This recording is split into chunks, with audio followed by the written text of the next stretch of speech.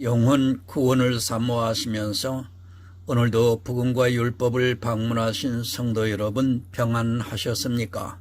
이 시간 412번째 설교 시간으로 남편의 형제된 의무를 내게 행치 아니하나이다 라고 하는 신명기에 기록되어 있는 형수의 계대법에 대해서 영적으로 설교를 해드리고자 합니다. 오늘 성경의 본문은 신명기 25장 5절에서 10절이 되겠습니다. 형제가 동거하는데 그 중 하나가 죽고 아들이 없거든 그 죽은 자의 아내는 나가서 타인에게 시집가지 말 것이요 남편의 형제가 그에게로 들어가서 그를 취하여 아내를 삼아 그의 남편의 형제된 의무를 그에게 다 행할 것이요 그 여인이 낳은 첫 아들로 그 죽은 형제의 후사를 잊게 하여 그 이름을 이스라엘 중에서 끊어지지 않게 할 것이니라.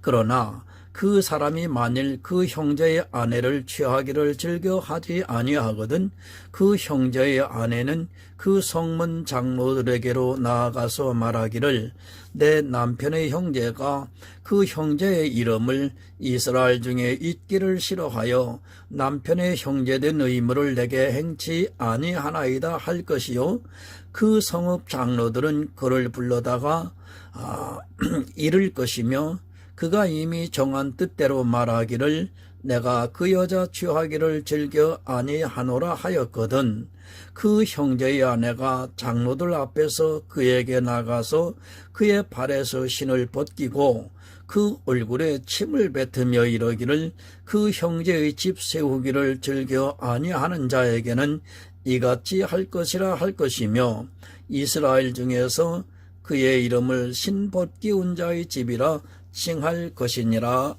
아멘. 사랑과 은혜가 많으신 아버지 하나님 감사합니다. 오늘도 영적 설교를 행할 수 있도록 준비하고 진행하게 하시는 하나님 아버지께 감사를 드립니다.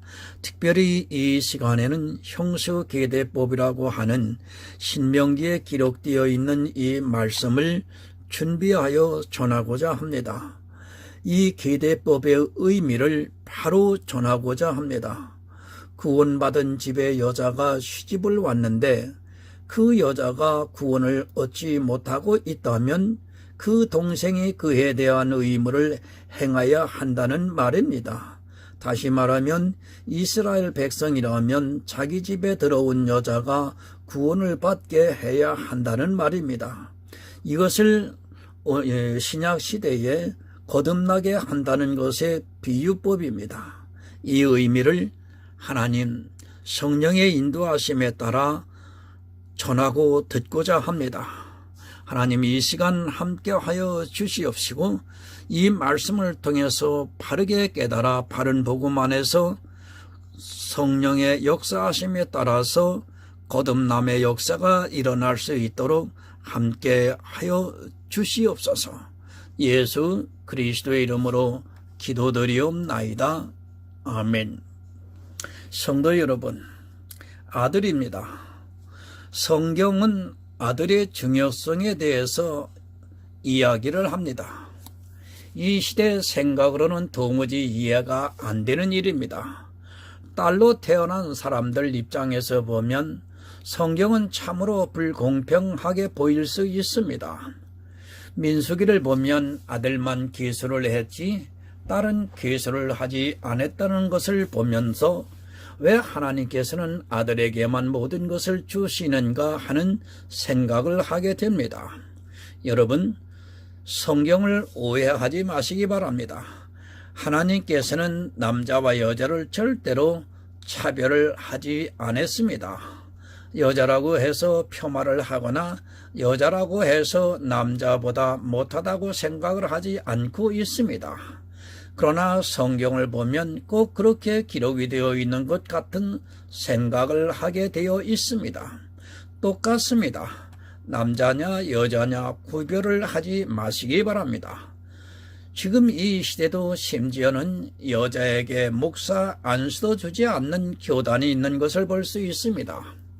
그런 일들이 사실은 성경을 너무도 오해를 해서 일어나고 있는 일이지만 깨닫지를 못하고 있습니다.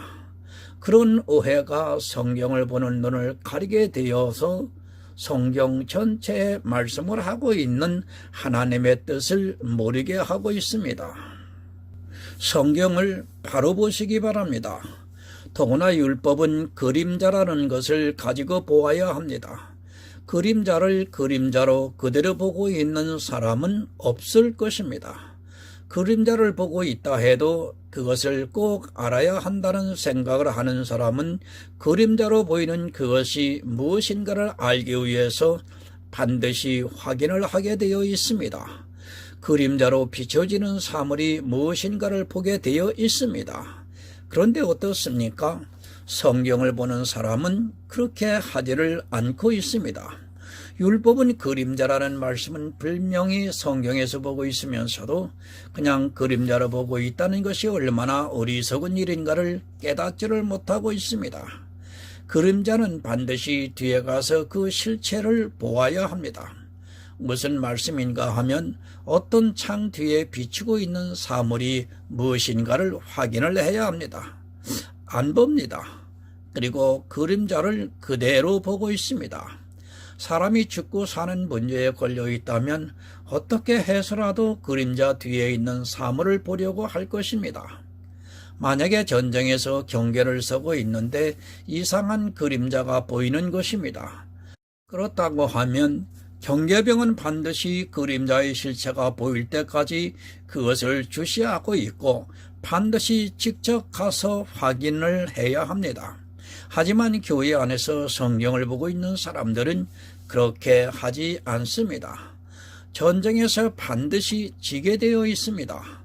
경계를 하고 있는 병사가 그림자를 보고도 그것이 귀찮다고 해서 그것을 확인을 하지 않는다는 것은 자기 생명과 그 부대의 생명에 걸린 문제가 된다는 것을 우리가 바로 알아야 합니다.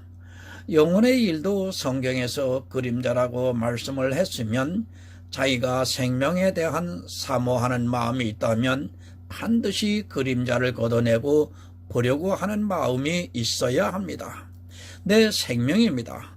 정말로 자기 생명에 걸린 문제라는 것을 잊지 마시기 바랍니다. 육체의 생명에 걸린 문제라면 아마도 손이 떨릴 것입니다. 그 그림자를 보기 위해서 긴장을 하고 머리가 설 정도로 집중을 하면서 그것을 알기 위해서 온 신경을 집중할 것이 분명합니다. 그러나 이것이 영혼의 일이다 보니까 사람들은 너무도 쉽게 생각을 하고 있습니다. 성경 그냥 보지 마시기 바랍니다. 간절한 마음이 있어야 하고 늘 지혜를 구해야 합니다. 그러나 이 시대는 성경을 보는 마음부터가 다릅니다. 성경을 보면서도 너무 쉽게 이 세상의 이성적 지식을 가지고 보려고 하고 있습니다. 어떤 말씀을 하나 해석하기가 얼마나 어려운가를 깨닫지를 못하고 있습니다. 저는 그렇습니다. 제 영혼을 생각합니다. 그리고 나로 인하여 이 말씀을 보고 있는 사람들이 죽고 살 수 있다는 것을 늘 생각을 하고 있습니다. 쉽게 말해서 내 손에 총이 쥐어져 있는 것입니다. 그것을 어떻게 쓰느냐에 따라 결국 그 영혼을 죽일 수 있다는 생각을 한시도 잊어본 적이 없습니다. 내 손에 총이 있다면 그것을 어떻게 사용을 하겠습니까? 군대 생활을 해본 사람은 자기 손에 총이 있을 때, 더구나 실탄이 장전되어 있을 때 그 총을 어떻게 간수를 해야 하는 것을 너무도 잘 알고 있습니다. 호세아서 6장 3절을 좀 보겠습니다. 그러므로 우리가 여호와를 알자. 힘써 여호와를 알자. 그의 나오심은 새벽 빛같이 일정하니 비와 같이 땅을 적시는 늦은 비와 같이 우리에게 임하시리라 하리라. 아시기 바랍니다. 그냥 알 수 있는 것이 절대로 아닙니다. 성경은 하나님에 대해서 가르쳐주고 있습니다. 성경에서 하나님의 사랑을 모른다면 그는 구원을 받을 수 없습니다. 그래서 호세아가 우리가 여호와를 알자, 힘써 여호와를 알자고 말씀을 하고 있습니다. 그냥 알 수 있는 것이 아닙니다. 성경을 본다고 해서 모두가 다 알 수 있는 것이 절대로 아닙니다. 정말로 힘써야 합니다. 그런데 이 시대는 너무 쉽게 하나님을 알려고 하고 있습니다. 솔직히 이 시대의 성경 공부 교재를 본다든지 아니면 강해를 본다든지 설교를 들어보면 고민한 흔적이 전혀 없습니다. 하나님을 알기 위해서 힘쓴 흔적이 전혀 보이지가 않고 있습니다.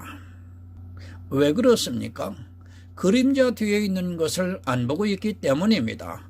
그림자를 걷어내면, 그림자 뒤에 있는 것을 알려면 그 경계병에 얼마나 긴장을 해야 하고 조심을 해야 하는지를 우리가 바로 깨달아야 합니다.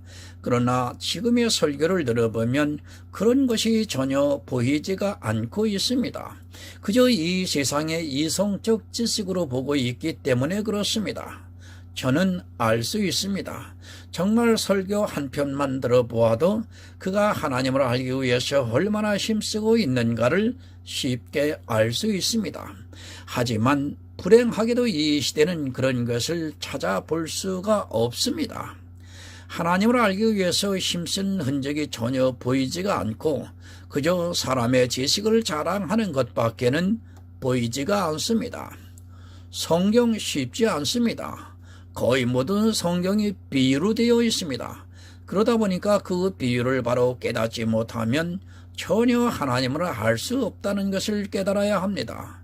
그런데도 구약의 율법을 보면서 그것을 문자 그대로 보고 있습니다. 아주 편하게 문자로 보다 보니까 성경이 너무도 그들에게는 쉽게 느껴지고 있고 일반 교인들도 성경을 아주 우습게 생각을 하고 있습니다.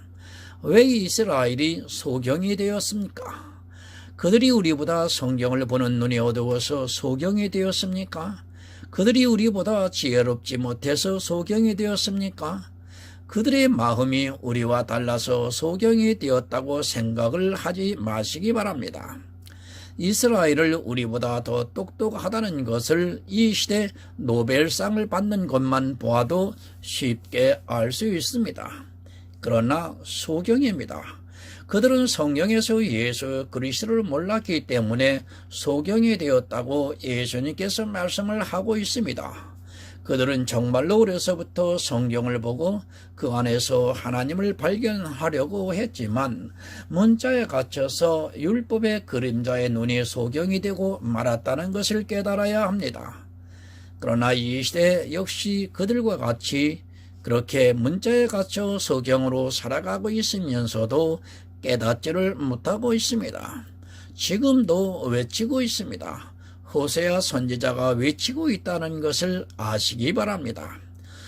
이스라엘이 성경을 몰라서 호세아가 외쳤다고 생각하지 마시기 바랍니다. 그들이 여호와를 알지 못했다면 지금을 살아가고 있는 우리 역시 여호와를 알지 못하고 있다는 것을 깨달아야 합니다. 그들이 힘써 알지 않았습니다. 그것이 이스라엘만의 문제라고 생각하지 마시기 바랍니다. 이스라엘은 지금 이 시대를 살아가고 있는 우리의 예표입니다. 그들이 하나님을 몰라서 호세아 선지자를 보내셨다면 지금도 역시 하나님을 몰라서 우리가 이 성경을 보고 있다는 것을 깨달아야 합니다. 그러나 이 시대의 사람들은 이스라엘은 미련해서 몰랐을지 몰라도 자기들은 알고 있다고 착각을 하고 있습니다. 인생들이 그렇습니다. 똑같은 실수를 하고 있으면서도 그것을 도무지 깨닫지를 못하고 있습니다. 아니, 자기들은 너무도 잘하고 있다고 생각을 합니다.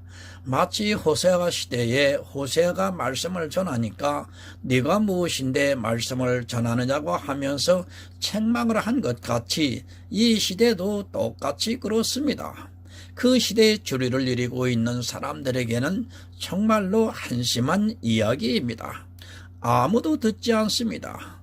선지자가 아무리 목소리를 높여서 떠들고 있을지라도 아무도 듣지를 않고 있습니다. 이 시대도 진리가 전해지고 있지만 아무도 들으려 하지 않고 있습니다. 그것은 자기 생명에 대해서 너무도 안일하게 생각을 하고 있기 때문입니다. 마치 교회 안에 있으면 무조건 영혼의 구원 받은 것 같이 주장을 하고 있고 거기에 모든 사람이 넘어가고 있습니다. 하나님입니다. 얼마나 알고 있습니까? 솔직히 이 시대의 이스라엘보다 더 모르고 있다고 해도 별로 틀린 말이 아닙니다. 그러면서도 자기들이 아주 잘 알고 있는 것으로 생각을 하고 있습니다. 그 이유는 사람의 이성적인 머리로 성경을 보고 있기 때문이며 율법이라는 그림자를 그대로 보고 있기 때문입니다. 그림자 뒤에 있는 실체를 보는 것이 아니라 그림자를 보면서 성경을 안다고 말하고 있습니다. 그것은 소경입니다. 그림자를 많이 안다고 해서 자기가 안다고 하는 것은 소경이나 마찬가지라는 것을 깨달아야 합니다. 그림자를 모두 다 알고 있으면 뭐합니까? 그것은 말 그대로 그림자입니다. 그것을 성경에서 아무리 많이 알고 있어도 그는 절대로 영혼 구원을 받을 수 없다는 것을 깨달아야 합니다. 5절을 봅니다. 형제가 동거하는데 그중 하나가 죽고 아들이 없거든 그 죽은 자의 아내는 나가서 타인에게 시집가지 말 것이요 그 남편의 형제가 그에게로 들어가서 그를 취하여 아내를 삼아 그의 남편의 형제된 의무를 그에게 다 행할 것이요. 도저히 이해가 안 됩니다. 지금의 상식으로는 도저히 이해가 안 되는 일입니다. 아무리 자기 형이 죽었다고 해서 자기 동생이 죽었다고 해서 형수와 죄수를 취해서 아들을 낳게 해주라는 것은 있을 수 없는 일입니다. 율법을 좋아하고 지켜야 한다고 생각을 하는 사람들에게 저는 묻고 싶습니다. 율법은 폐하여졌습니다. 만약에 안 폐하여졌다고 하는 사람이 있다면 이런 율법을 지켜야 한다는 것을 잊지 마시기 바랍니다. 만약에 율법이 폐하여지지 않았다면 참으로 난감한 일이 아닐 수 없습니다. 내가 사랑하지도 않는 사람과 잠자리를 같이 해서 그녀에게 무조건 아들을 낳아주라고 하는 것은 아무리 하나님이라고 해도 지금의 상식으로는 납득이 안 됩니다. 이런 율법은 안 봅니다. 아예 보려고도 하지 않고 생각도 하지 않고 있습니다. 왜 도무지 있을 수 없는 일입니다. 아무리 그 당시 근동 지방의 풍습이라 해도 지금 이 시대를 살아가고 있는 우리가 받아들이기가 힘이 듭니다. 형제가 동거를 하는데 그 중에 하나가 아들이 없이 죽으면 나머지 형제 중에 그 형제의 의무를 행하라고 말씀을 하고 있습니다. 여러분, 이것은 의무입니다. 안 해도 되는 문제가 아니라 반드시 해야 하는 의무라고 율법에 규정을 하고 있습니다. 하나님께서는 이스라엘 백성들에게 반드시 이 일을 행해야 한다고 의무로 말씀을 하고 있습니다. 여자 입장에서도 아주 고역스러운 일이 아닐 수 없습니다. 다른 남자에게 시집을 가지 말고 형제에게서 반드시 아들을 낳으라고 말씀을 하고 있습니다. 아마 이 시대의 여자들에게 이 의무를 말씀해 보시기 바랍니다. 물론 우리나라 법에는 있을 수 없는 일이기 때문에, 그리고 보통의 상식으로는 받아들일 수 없는 일이기 때문에 지금 교회 안에 있는 사람들이라 할지라도 이 의무에 대해서 굳이 이야기를 하지 않고 있습니다. 성경을 보면서 이런 말씀이 나오면 그냥 지나가 버립니다. 아니, 생각도 하기 싫은 말씀이기 때문에 이 말씀은 과거의 이스라엘의 문제라고 생각을 합니다. 이 말씀이 이스라엘만의 문제입니까? 만약에 그렇다면 하나님께서는 절대로 이 말씀을 율법에 기록하지 않았을 것이 분명하다고 저는 믿고 있습니다. 이 말씀은 이스라엘만의 문제가 아니라 지금 이 시대를 살아가고 있는 우리에게도 역시 똑같이 적용이 되는 말씀이라는 것을 깨달아야 합니다. 아마도 이렇게 말씀을 하면 저보고 이상한 목사라고 말할 것입니다. 이 율법을 지키라고 하는 것이냐고 물을 것입니다.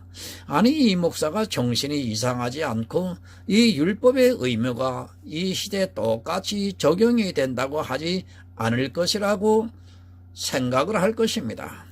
그러나 율법은 지금은 살아있는 우리에게 그대로 적용이 되어 있다는 것을 알아야 합니다. 그것을 문자 그대로 여러분에게 지키라고 하는 것이 절대로 아닙니다. 그림자입니다. 그 그림자를 걷어내야 여러분에게 이 율법의 실체가 보인다는 것을 깨달으시기 바랍니다. 그리고 이 율법이 지금 이 시대를 살아가고 있는 우리에게 그대로 적용이 되어 있다는 것을 또한 깨달아야 합니다. 율법을 보면서 그런 것을 깨닫지 못하면 여러분은 이스라엘과 같이 소경이 된다는 것을 명심하고 있어야 합니다. 다른 것이 소경이 아닙니다. 성경에서 말씀을 하고 있는 하나님의 뜻을 모르고 있는 사람이 바로 소경입니다. 아마도 이 시대의 이 율법에 대해서 말씀을 하는 사람이 거의 없다고 생각을 합니다. 그것을 율법을 모르고 또 율법이 그림자라는 것을 깨닫지 못하고 있기 때문에 이런 율법을 보려고도 하지 않고 있고 또 누구도 말씀으로 전하려고 하지 않고 있습니다. 율법을 왜 정하셨습니까? 제가 이 질문을 많이 하고 있습니다. 아마도 지키지 못할 율법을 왜 이스라엘에게 주셨는가를 모르고 있습니다. 하나님께서 인생들의 체질을 빤히 아시고 계시는데도 율법을 주신 것은 한마디로 우리 인생들을 괴롭게 하기 위해서라고 생각을 할 수 있습니다. 도저히 지킬 수 없는 율법을 왜 주셨는가를 모르고 있는 사람들이 오늘날 너무도 많이 있습니다. 그리고 율법을 또한 지키고 있습니다. 표면적으로 보았을 때는 율법을 이스라엘에게 주시고 그들과 언약을 하시고 지키라고 말씀을 하고 있습니다. 그런 성경 말씀을 보고 사람들은 이 시대도 율법을 지키려고 노력을 하고 있습니다. 성경의 전체적인 말씀을 이해를 못하고 그저 이스라엘과 언약을 했으니까, 그리고 성경에 기록이 되어 있으니까 율법을 지키려고 하고 있습니다. 마태복음 5장 18절을 한번 보겠습니다. 진실로 너희에게 이르노니 천지가 없어지기 전에는 율법의 1.1획이라도 반드시 없어지지 아니하고 다 이루리라. 인생들은 율법을 다 이룰 수 없습니다. 그런데도 사람들은 성경을 오해를 해서 율법을 이루려고 노력을 하고 있습니다. 사도 바울도 로마서에서 율법으로는 죄를 깨닫게 하기 위해서 주셨다고 분명하게 말씀을 하고 있지만 사람들은 로마서를 보고도 죄를 깨닫기 위해서 율법을 보는 것이 아니라 어떻게 하면 율법을 지킬 수 있을까를 고민하고 있습니다. 여러분, 율법을 왜 주셨습니까? 그것은 우리에게 지키라고 주신 것이 아닙니다. 누가 지키기 위해서입니까? 그것을 예수 그리스도께서 마태복음에서 말씀을 하고 있습니다. 내가 율법을 완전케 하러 오셨다고 말씀을 하고 있습니다. 예수 그리스도께서 율법을 지키기 위해서 이 세상에 오셨습니다. 그리고 우리가 율법의 무거운 짐에서 벗어날 수 있게 해 주셨습니다. 율법을 바로 아시기 바랍니다. 이 율법은 예수님께서 지키셨다는 것을 깨달아야 합니다. 성경에 기록이 되어 있는 모든 율법은 예수님께서 지키셨습니다. 그래서 요한일서에서 죄가 없다고 말씀을 하고 있습니다. 예수님께서는 율법을 다 지키셔서 죄가 없다는 것을 깨달아야 합니다. 그리고 주님께서 이 세상에 오셔서 율법을 다 지키셨다는 것을 믿어야 합니다. 우리에게 지키라는 것이 아닙니다. 우리는 율법 중에 단 한 가지라도 지킬 수 없다는 것을 깨달아야 합니다. 그것을 모르기 때문에 사람들이 지금까지도 교회 안에서 율법을 지키고 있습니다. 그렇게 율법을 지키고자 하는 것은 자기가 스스로 예수 그리스도가 되겠다고 하는 것과 조금도 다르지 않다는 것을 깨달아야 합니다. 주님이 지키기 위해서 율법을 주셨습니다. 실제 예수 그리스도께서 이 세상에 오셔서 율법을 다 지키셨습니다. 우리 성도는 이것을 믿어야 합니다. 그러나 믿음이 없는 사람은 율법을 자기가 지키려고 하고 있습니다. 지금 신명기의 율법도 누가 지키기 위해서 반포를 하셨는가를 깨달아야 합니다. 물론 이스라엘은 실제 이 율법대로 행했다는 것을 제가 부정을 하고 싶지 않습니다. 그러나 이 율법은 예수님께서 지키시는 율법입니다. 이스라엘도 그렇고 지금 이 시대도 마찬가지로 이 율법을 누가 지키는가를 모르고 있습니다. 그러다 보니까 율법에 대해서 오해를 하고 있고, 이런 율법은 지금 상식적으로는 너무도 이상한 법이기 때문에 아예 쳐다보려고 하지도 않고 있습니다. 여자가 있습니다. 그런데 남편이 죽었습니다. 이 말씀이 무엇을 의미하고 있습니까? 율법은 그림자라는 것을 늘 생각하고 보아야 합니다. 그런데 이스라엘도 그렇고 이 시대도 그렇고 문자 그대로 보고 있습니다. 문자 그대로 보면 도무지 해석이 안 된다는 것을 깨달아야 합니다. 여러분, 이 여자가 누구입니까? 아직 구원을 받지 못한 여자를 말씀하고 있습니다. 이스라엘 안에 있지만 구원을 받지 못한 사람을 여자라고 표현을 하고 있습니다. 이 시대도 교회 안에 있지만 구원을 받지 못한 사람은 여자라고 표현을 하고 있다는 것을 여러분 알아야 합니다. 이 세상 모든 사람이 이 여자입니다. 먼저 있던 남편이 죽어버렸습니다. 우리에게 있던 먼저 남편이 누구입니까? 로마서에서 율법의 남편이라고 말씀을 하고 있습니다. 예수 그리스도께서 오셔서 율법을 십자가에서 폐하심으로 이제는 구원을 받을 수 있는 길이 없어졌다는 말씀입니다. 이 세상 모든 사람은 율법의 남편이 죽었다는 것을 지금 성경이 가르쳐 주고 있습니다. 잘 이해하시기 바랍니다. 한 여자가 있는데 그 여자가 남편이 죽었습니다. 그때 다른 남자에게로 시집을 가지 말라고 말씀을 하고 있습니다. 이 다른 남자는 이 세상에 있는 종교를 말씀하고 있습니다.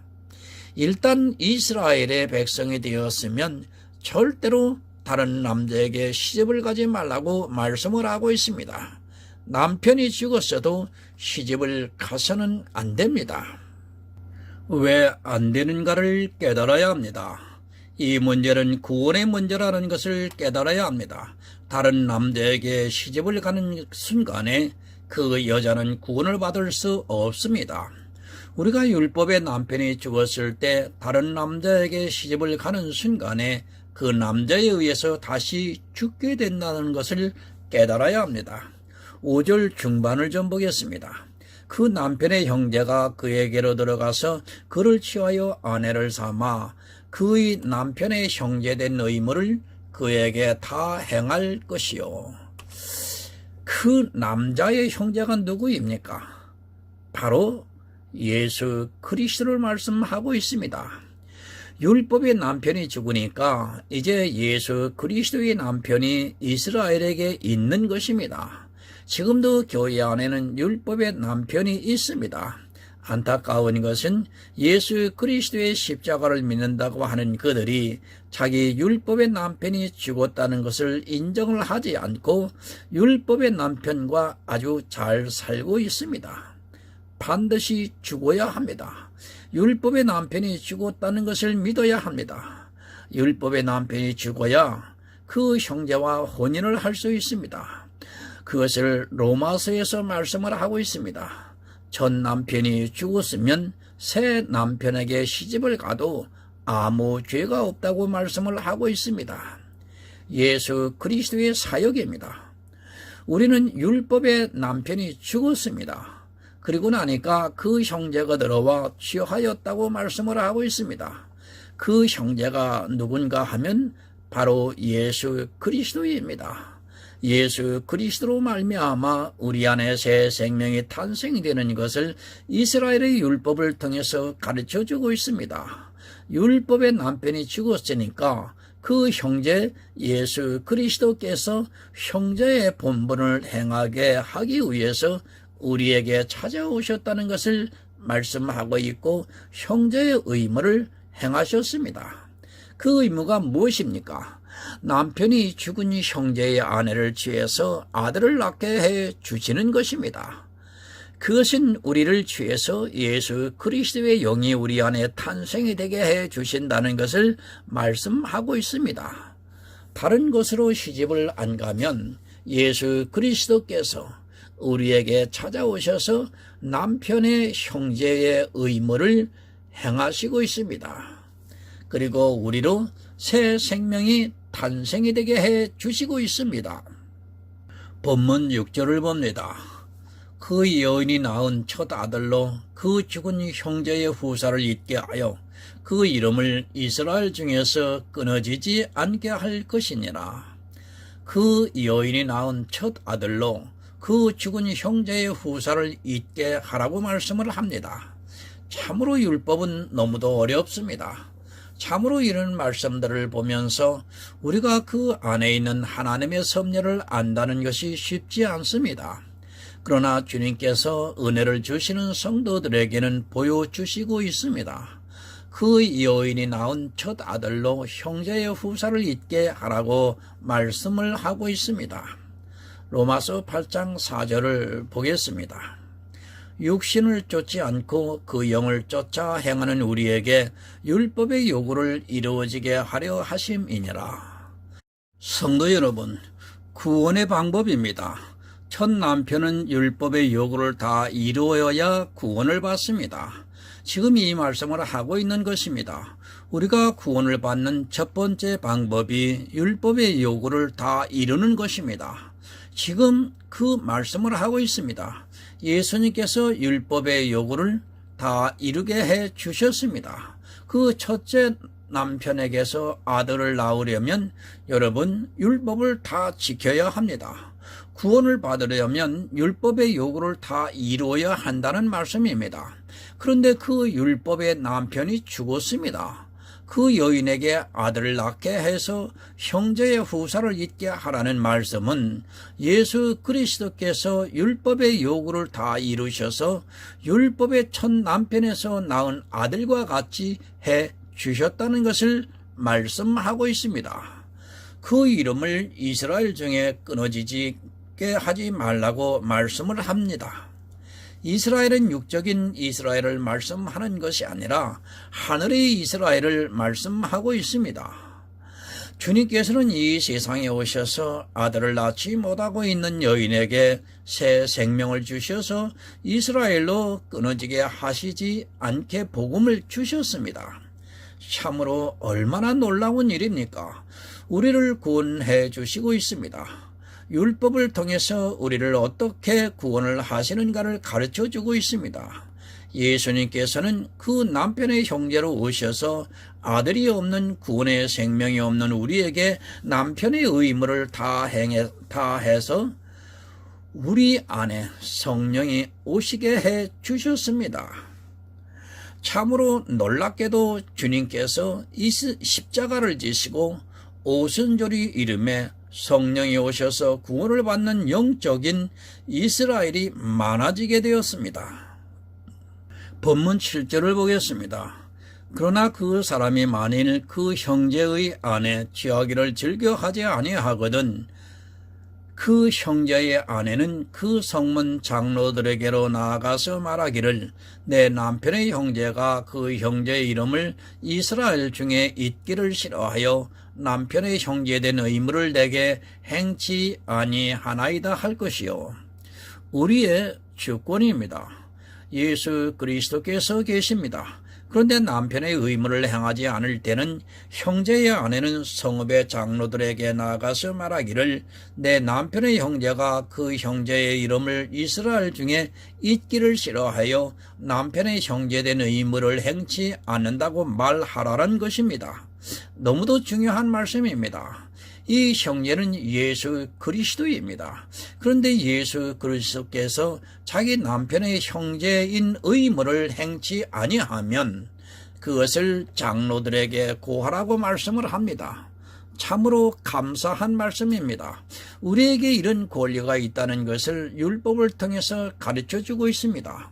예수님께서 우리 안에 성령으로 잉태되는 것을 하지 않으시면 장로들에게 고하라고 말씀을 하고 있습니다.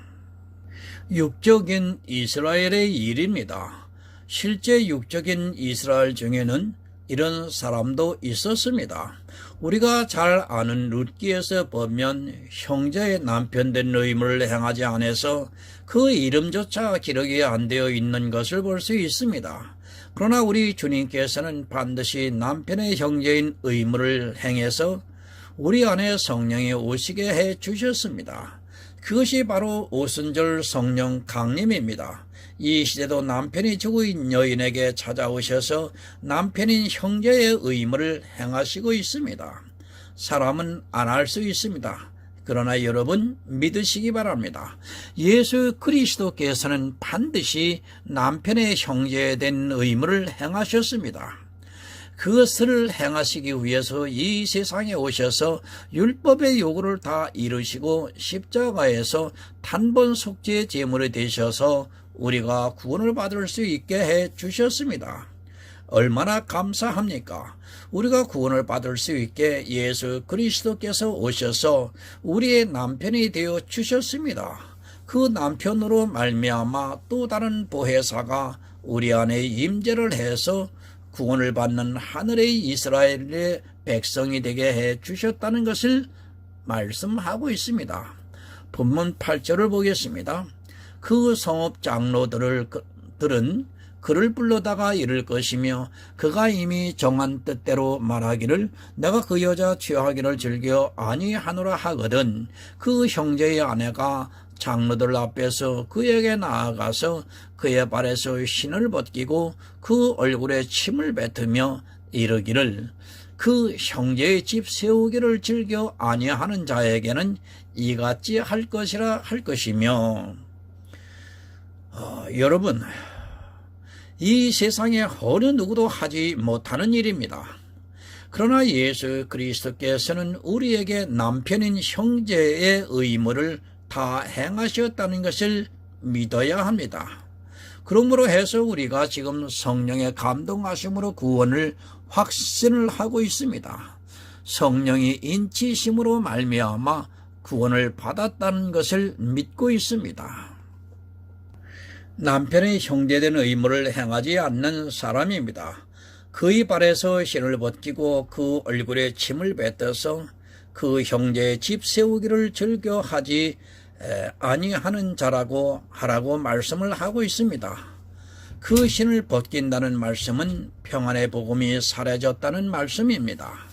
그러나 우리 예수님께서는 그 자체가 평안의 복음이시기 때문에 절대로 신을 벗기는 일이 없다는 것을 깨달아야 합니다. 예수 그리스도입니다. 그러나 우리에게 남편인 형제의 의무를 행하기 위해서 얼굴에 침을 뱉는 수모를 다 당하시면서 우리를 구원해 주셨습니다. 예수님께서는 평안의 복음을 우리에게 주셨고 또 십자가에서 모든 수치를 당하면서까지 남편인 형제의 의무를 행하게 하셨다는 것을 우리는 깨달아야 합니다. 사람의 일이 아닙니다. 예수 그리스도께서 이 세상에 오셔서 어떻게 우리를 구원해 주시는가를 율법을 통해서 가르쳐 주시고 있습니다. 예수님께서는 평안의 복음을 우리에게 주셨습니다. 그리고 그 복음이 우리 안에 있음으로 해서 그 복음을 믿어 구원을 얻을 수 있게 해 주셨고 그렇게 하기 위해서는 정말 얼굴에 침을 뱉는 그런 수모를 당하시면서 형제의 의무를 다 하셨습니다. 본문 10절을 보겠습니다. 이스라엘 중에 신벗기운 자입니다. 평안의 복음을 우리에게 주신 분은 오직 예수 그리스도뿐이라는 것을 알아야 합니다. 로마서에서 복음이 예수 그리스도라고 말씀을 하고 있습니다. 예수님께서는 이 세상에 오셔서 형제의 의무를 다 행하셨습니다. 그래서 우리가 지금 평안의 복음을 듣고 이스라엘 중에 그 이름을 끊기지 않고 있다는 말씀입니다. 이스라엘은 싫어했습니다. 남편인 형제의 의무를 다 행하는 것을 싫어했습니다. 그것을 창세기에서 유다의 형제들을 통해서 보여주셨습니다. 아마 이 세상에 누구도 형제의 의무를 행할 수 없다는 것을 예표로 가르쳐 주신 말씀입니다. 인생으로는 할 수 없다는 것을 오난을 통해서 가르쳐 주셨습니다. 오직 예수 그리스도입니다.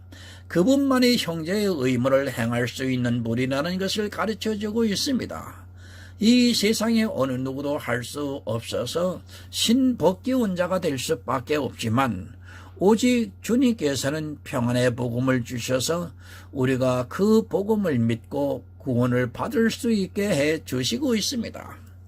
아무도 할 수 없는 것을 주님이 오셔서 행하신다는 것을 율법을 통해서 가르쳐 주시고 있습니다. 우리의 남편이 죽었습니다. 율법의 남편이 죽어버렸습니다. 율법을 지킬 수 없다는 말씀입니다. 그래서 이제는 도저히 구원을 받을 수 있는 길이 사라졌습니다. 그런데 주님이 그 남편의 형제로 이 세상에 오셨습니다. 그리고 형제의 의무를 행하심으로 해서 우리에게 아들을 낳게 해 주셨습니다. 그것은 우리 안에 성령의 임재를 하시게 해 주셨다는 말씀입니다. 얼마나 감사합니까? 정말 우리가 율법을 바로 깨달아야 합니다. 율법을 바로 알아야 예수 그리스도의 은혜가 더욱 은혜가 되어 넘치게 된다는 것을 깨달으시기 바랍니다. 그러나 이 시대는 율법을 너무도 모르고 있습니다. 그저 문자적으로 보고 있다 보니까 이런 율법은 아예 보려고도 하지 않고 있습니다. 은혜에 감사하시기 바랍니다. 그리고 주님께서 이 세상에 오셔서 이루신 모든 구속의 역사를 여러분 반드시 믿으시기 바랍니다. 그런 성도만이 성령이 오실 수 있습니다. 성령이 오셔서 그가 모든 진리 가운데로 인도를 하심으로 우리가 성경에서 예수 그리스도를 알 수 있습니다. 그렇게 예수 그리스도를 알아 영혼의 구원을 받아 천국에서 모든 축복을 누리는 성도가 되시기를 예수 그리스도의 이름으로 이 시간 간곡하게 부탁드립니다. 하나님 아버지 감사합니다. 전하고 들었습니다. 율법의 남편이 죽었습니다. 후에 복음의 남편인 예수 그리스도께서 오셔서 저희들을 주님의 신부로서 맞이해 주시고 거듭나게 해서 구원에 이르는 아들이 되게 하여 주신 것을 전하고 들었습니다.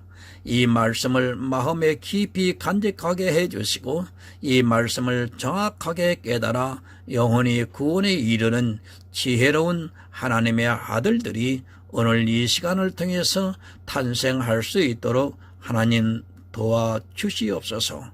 예수 그리스도 이름으로 기도드리옵나이다. 아멘.